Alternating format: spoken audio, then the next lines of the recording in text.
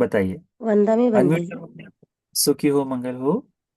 मेरा ध्यान नहीं लगता पहले जैसा अभी। अच्छा, ठीक है। हाँ, तो उपासिका, देखो किस कारण से आपको, यानी क्या ध्यान आप लोग करते थे, पहले इसको देख लो। उसके बाद क्या अभी ध्यान में बैठने के जो तरीका है, आपका बैठने की बैठक है, वो क्या बदल गई क्या, उसको देखो। वहां कोई परिवर्तन आया है क्या, जहाँ बैठते थे अधिक अंधेरा हो गया है, अधिक रोशनी हो गई है, ठंड अधिक हो गई है, उसको देखो। या फिर आपके बैठने का आसन कहीं बदल गया है क्या, उसको देखो। घर परिवार में किसी की चिंता आपको सता रही क्या, उसको देखो। ठीक है, ये चीजें करने के बाद फिर अपने मन में काम करते करते हमेशा चिंतन करो, भगवान ने ध्यान करने के लिए बताया है, ये मेरे लाभ के लिए है, मेरे सुख के लिए है। काम कर रहे हैं परंतु चिंतन उसका कर रहे हैं। तो जैसे जैसे 2-3 दिनों बाद आपका खुद ही बैठने का मन होगा, अरे भगवान ने मेरे लिए बताया है, मैं बैठ जाऊं। बैठने के बाद मन इधर उधर भागेगा, तो बोलना, अरे तुम तो जागते हुए बोल रही थी कि भाई भगवान ने तुमको तो बताया है, मन अच्छा लगेगा करके। तो फिर तुरंत धीरे धीरे ध्यान में भाव आ जाएगा। ठीक है, ध्यान में खंड नहीं आने देना है, आज कर लिए, आज नहीं फिर कल करूंगा, ऐसा नहीं। आज कल मैं 1 घंटा किया, पर आज मेरे पास 1 घंटा है नहीं, तो मैं कम से कम 15 मिनट कर लूं। उतना तो निकाल ही सकते हैं, है ना? तो उतना कर लो। तो इस तरह से करते जाओगे तो धीरे धीरे आपके ध्यान में बढ़ोतरी होती जाएगी। ध्यान की पूरक चीजें हैं, ध्यान करने के लिए कुछ हेतु होने वाली बातें हैं, पूरक चीजें हैं, उनका अभ्यास करना आरंभ कर दो, उनको करना शुरू कर दो। ठीक है, ध्यान के लिए पूरक चीजों में एक आता है दान। और दान करना केवल ऐसा नहीं, दान करके आनंदित होना कि अरे वाह, आज मन को आनंदित करने वाला दान कर दिया। वह, क्योंकि दान अपने हाथों से दिखाई देता है हमको, हमारी आंखों के सामने कुछ तो भी दिखाई देता है। हमको दान करने में आनंद आता है। सील के बारे में कब आता है ना, क्योंकि सील हमको दिखाई नहीं देता, हमको उसके बारे में सोचना पड़ता है। तो दान दिखाई देता है। अभी जैसे देखो, हमने अभी पिछले महीने कंबल बांटे थे, इस महीने भी है। है ना? तो देखे आंखों के सामने आदमी है, उसको कंबल देते ही, हाँ बढ़िया है, कैसा लग रहा है करके पूछते ही वो कहता है, "अभी हाँ, अभी ठंड चली जाएगी।" कहते ही मन में कितना आनंद आता है ना? वो दिखाई देता है। आप कुछ दान दो और उसका दान का इस्तेमाल अच्छा होता हुआ दिखाई दे, तो कितना आनंद आता है। उस आनंद का अनुभव, ये ध्यान का पूरक है। ध्यान करने के लिए पूरक है, इसीलिए 10 दिन की विपश्यना में भी जाओ, अंतिम दिन आपको क्या कहा जाता है कि क्या करना है। आपका ये जैसा होगा कि आपने किसी दूसरे के दान से आप जीवन जिए, अब आप भी किसी के लिए दान का पात्र बने करके, है ना? तो व्यक्ति स्वेच्छा से देता है, कितना सुंदर। तो लगता है अच्छा, वहां पर पेमेंट करके नहीं देता ना, अरे मैंने यहाँ का खाना खाया तो मुझे देना ही चाहिए, नहीं, कि मैंने यहां से कुछ लाभ लिया, वो तो वो ध्यान का पूरक है। उसको ध्यान में रखो। दान के, दान से उत्पन्न होने वाला आनंद वो हो रहा है, उसको देखो और फिर आगे। ठीक है।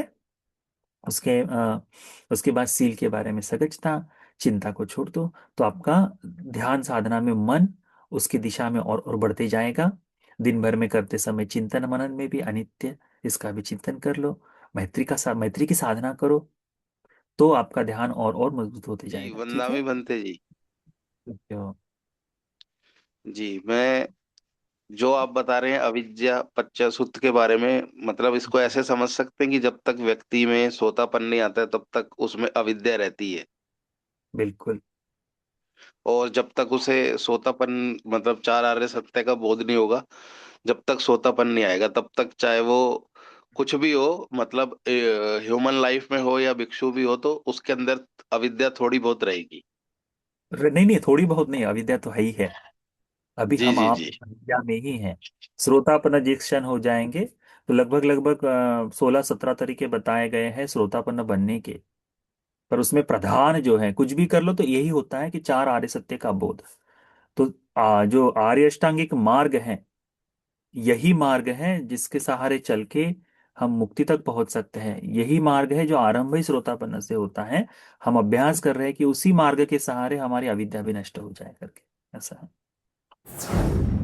नमो बुद्धाय भंते जी। नमो बुद्धाय। बनते जी, पुनर्जन्म और पुनर्भव्य दोनों में क्या हाँ, अंतर है? अब पुनर्जन्म कह दोगे तो क्या हो जाएगा कि एक ही जीव है वही जन्म ले रहा है। अभी अनेकों बार होता है, जैसे अब हम बात करते समय कुछ चीजों को बोलते हैं, परंतु उसका यथार्थ धर्म, भगवान की वाणी में पुनर्जन्म का भाव नहीं आता। यदि पुनर्जन्म हो तो यही जीव जन्म ले रहा है ऐसा कहा जाएगा, परंतु भव बन रहा है, इसके होने से इस भव का निर्माण हो तो वो भव है। इसी की चेतनाओं के सहारे कर्म के आधार पर एक उत्पत्ति हो रही, उसे कहते हैं भव। परंतु पुनर्जन्म का जो सामान्य भाव है, यही जीव इसी यही वहां पर जाकर जन्म ले रहा है, इसके आधार पर जन्म ले रहा है, तभी जाकर इसके किए हुए कर्मों के परिणाम स्वरूप वो जन्म है, इसलिए उसे पुनर्जन्म नहीं पुनर्भव कहा जाता है। ठीक है। परंतु कई बार हम बोलते बोलते पुनर्भव बोल देते, पुनर्जन्म भी बोल देते हैं, तब भी बुद्ध शासन में पुनर्जन्म नहीं पुनर्भव है। पुनर्जन्म आत्मा का होगा, पुनर्भव जो है वह इन सभी इस पूरी जो चैन चल रही है इसके कारण होगा, इसको ध्यान में रखो। ये समझ में आया? ठीक। प्रणामी बनते जी। दुखी हो। बनते जी, विज्ञान और छह आयतन, इसको थोड़ा सा और विस्तार से समझा दीजिए। देखो, छह आयतन क्या है?